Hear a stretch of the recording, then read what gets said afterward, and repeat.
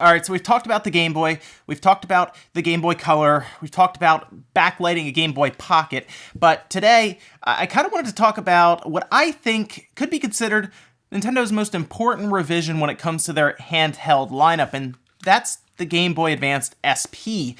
Now, what's really funny is we've talked about gamers complaining to companies and everything online, kind of as if it's a new thing, but we've actually been doing that for a long time. If you were online in like the late 90s, you'll remember a lot of stuff was complained about, whether it was the Ultra 64 in some capacities, the PlayStation 1 load times, the Game Boy Advance SP coming out less than 2 years after the regular Game Boy Advance came out. We did complain about a lot of things back then as well. When forums were new and we had a place to vent, we definitely did that. But this is still, I think, one of Nintendo's most important revisions, and today I'm going to talk to you a little bit about it and show you why. So first thing about the Game Boy Advance SP, it came out February 2003, just under 2 years after the original Game Boy Advance came out, and if you were someone who picked up the original Game Boy Advance, you might have been kind of annoyed by that. We've talked about revisions in general coming out, like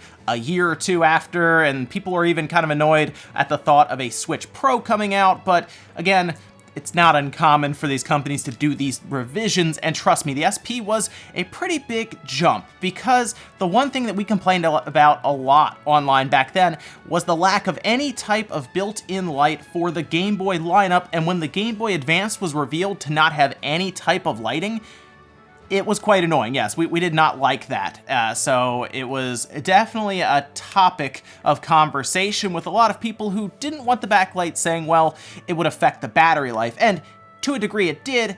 However, when Nintendo released the SP, they still got about 10 hours of battery life with the light on. So to be fair, it was still pretty good, even with a full front light. Now, what's great about the SP is it played all the different type of Game Boy games. It played our regular Game Boy games, it played our Game Boy Color games, and then it also played our Game Boy Advance games. You could pick any of these up, and you could start playing them. Now, what's funny is the Game Boy games would actually stick out kind of far from it. So if you were playing like this, you had this big chunk of a Game Boy game sticking out the bottom, but Game Boy Advance games did not do that. They were flush.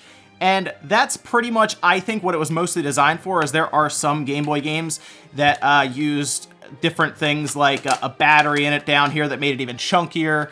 It was definitely designed more so with the Game Boy Advance in mind. However, we also had some games that used like its own accelerometer and stuff, and that was backwards because it's technically upside down. So while this was a really cool revision and it had backwards compatibility, it wasn't always the best backwards compatibility. Now, the other thing that we didn't like, and this is, I guess you'd say, Nintendo being Nintendo, it doesn't have a headphone jack. They removed it. They were way ahead of Apple for this, which is just really weird to think about. But yeah, Nintendo completely removed the headphone jack. In fact, the only way to do that and use a headphones with this is to buy a separate dongle that would plug into this power port.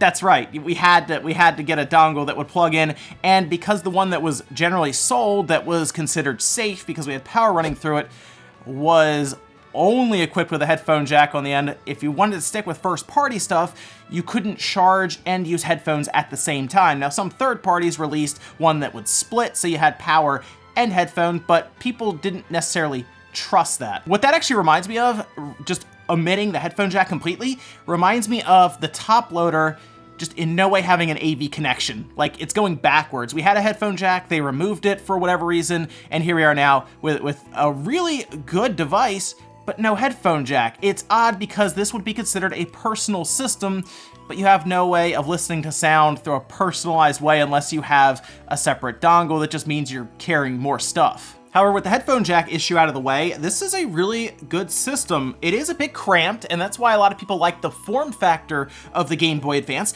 but you really cannot discount how it looks with a light. Now, there is a separate screen you can get that AGS 101, which is a screen that was installed in the later models. You can also buy them separately and install them in those Game Boy Advance that are a bit wider.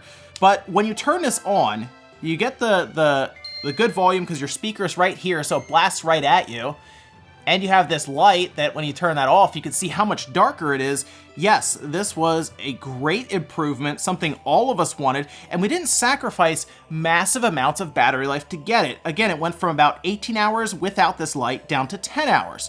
So for those of us who are used to roughly 15 hours with our standard Game Boy Advance systems that also use AA's, keep that in mind, this was amazing. We loved this thing. Minus the headphone jack situation and kind of the cramped controls, this was like the best Game Boy Advance to get at the time, Game Boy in general. Now the reason we had to get these cramped controls is because when you fold it up, it also becomes a much more portable system. Now I will say if you have a Game Boy game sticking out of it, it is less portable, but maybe you just carry a Game Boy Advance, maybe you're working through Golden Sun, for example, or like most of us did through a Pokemon game, and you have that there, it just merges with the system, essentially. It's actually better to have a game in there, because then, of course, you don't have this large opening, so most of us would just leave a Game Boy game in there at all times. Now, in order for this to work without AA's, we needed some sort of rechargeable battery, and Nintendo did just that. Keep in mind, this is the first time I could remember where we not only had a hinged unit from Nintendo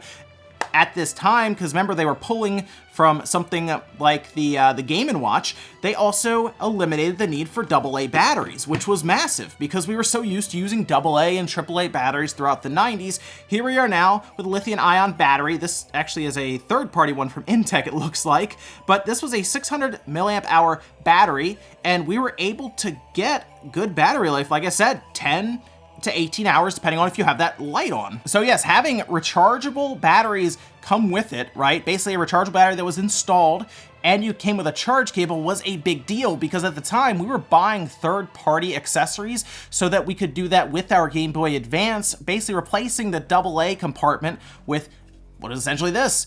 Nintendo decided to do that, eliminate AA's, and again, our parents were so much happier. We didn't have to go out and keep buying AA's. See, this is where I think Nintendo started to get the idea for the DS. And what's really interesting, we can actually go a bit further than that. Nintendo actually had the idea of the 3DS. That's right, you heard me. The 3DS in 2003 with this. And what's really funny about this, as I open it up down here, which we do have, of course, the tri-tip screws, in a kind of a recent Ask Iwata or Iwata Asks, there was an interview where it was talked with Iwata about the idea of the 3DS, kind of where it came about, and one of the things that he brought up was that they actually tried to install a 3D screen in the Game Boy Advanced SP to try it out. Unfortunately, he said that the screen resolution was too low. I think it's like a 260 by 140 screen resolution. It's, I think, a 3-inch screen, and unfortunately, it didn't work out. It didn't come out of R&D, but consider that. Not only were they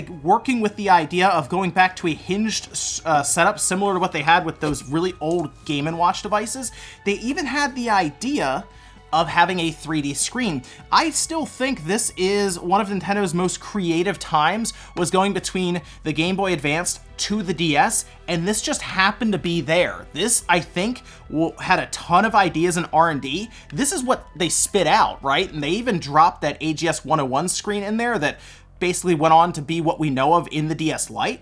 But I think this is where they really threw a bunch of ideas at the wall to see what would stick. So when we take the backing off, which the bumpers are pretty much stuck to here, we do have similar setups to what's in the DS Lite with these rods, and then you have springs here that work to spring load the bumpers, and they just run into buttons up top that are soldered in. Again, similar to what I remember in the DS Lite. These are a little larger. The DS Lite ones are smaller by a little bit, but this does use pretty much the exact same setup. This is a Game Boy Advanced, just in a smaller, different form factor. It's more square. The Game Boy Advance was more of a rectangle, but our CPU is here. You can even, it's huge. CPU AGB, and inside of that, we also have backwards compatibility for Game Boy games where they use a coprocessor for that. And yes, this is just completely set up very similar in terms of hardware specs as the Game Boy Advance. It's basically the same exact thing. The thing I think I missed the most about this time of handhelds is working on these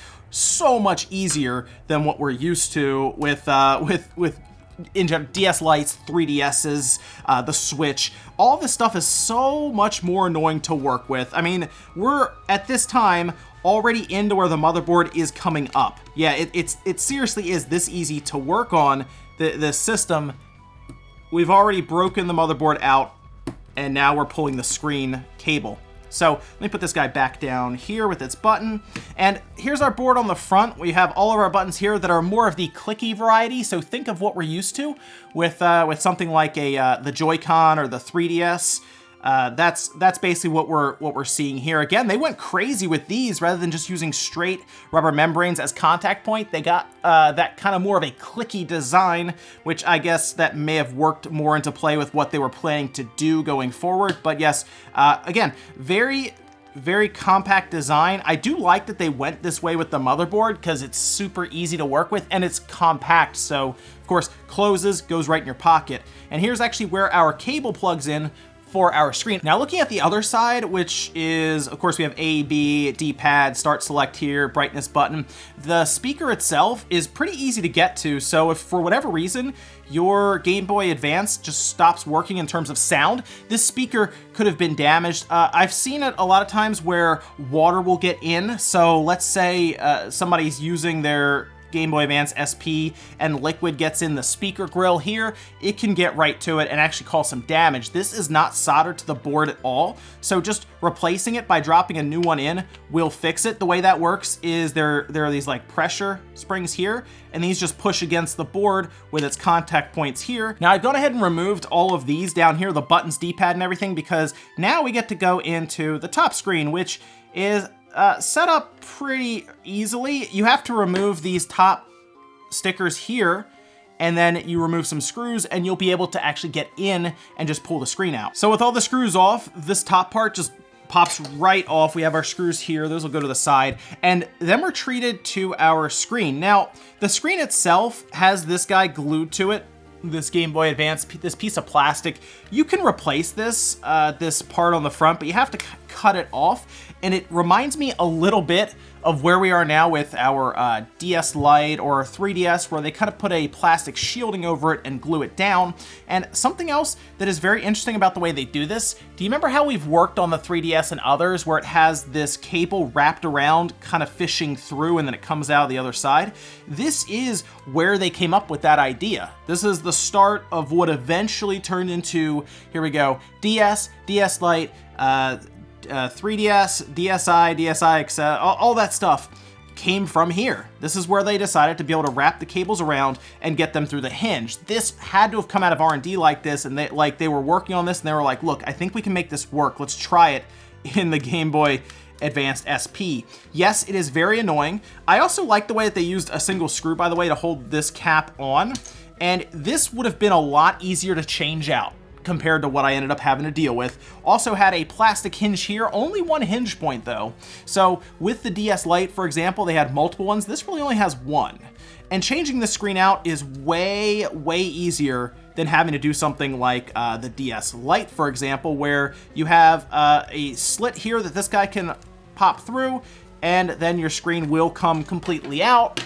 And you can change it out if you need to, or replace it, or pull this off. But yes, getting this screen out much easier. A lot of people will pull AGS 101 screens out of here and then start dropping them into places like the Game Boy Advance. And like I said, you can see the hinge acting as a one spot hinge, so it really only opens to one position there. You can push it further, but no one really plays like that. And honestly, when you have the rest of the stuff on it, can't even go back that far. It really just clicks into one spot, whereas some things like the DS Lite, I think, had multiple spots, and then I believe the DSi and the 3DS, they all do. But yes, that's, again, nice little thing they came up with there was the plastic hinge that they used here also started to find its way into everything. This is where it all started for a hinged Nintendo handheld. And that, ladies and gentlemen, is going to do it here for the Game Boy Advanced SP.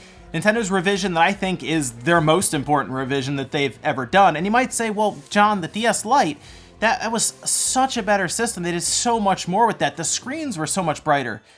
Yeah, you know where that screen came from? Yeah, AGS 101. Not this one. I need to find an AGS 101, or maybe I need to backlight a Game Boy Advance, one of the regular ones. That might be a fun project. Let me know. Let me know if that's a project we should do. Thanks, guys, for watching. Let me know your thoughts on the Game Boy Advanced SP. If you agree with me that you think it's their most important revision, or maybe you're thinking of something different and a revision that was more important for Nintendo, let me know down in the comments. Thanks, guys, for watching, and I'll see you next time.